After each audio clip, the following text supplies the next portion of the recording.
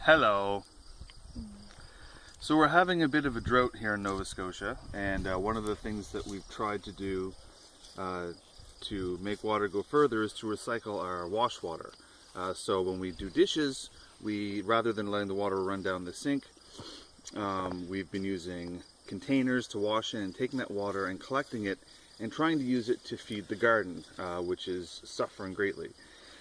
So one of the things that kept happening when we were using the water was little bits of food and such were getting caught in the watering can. And in order to try to strain some of that out, we've devised this real hillbilly system of water reclamation. So we've got this old enamel tank that was found in the woods, because the wood's full of junk, and that's pretty awesome sometimes. We've lined the bottom of the tank with large chunks of gravel, and that's designed to kind of catch some of the sediment in the water, and over top of that we've put some hay.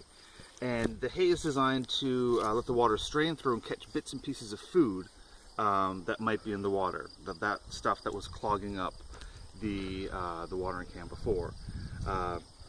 Admittedly, a little bit of the water will probably get trapped in the hay, but it's probably a small price to pay to be able to reuse water. So we've got a bucket underneath the spout here for the sink, and that thing's going to catch all the filthy wash water with which we will water the plants.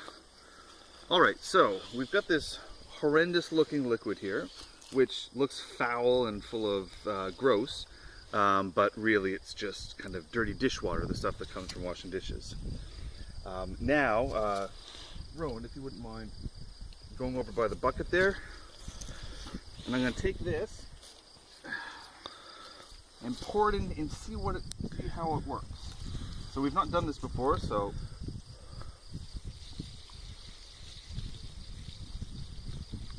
you can see a bunch of the food stuff is catching on the hay, and there's the water coming through.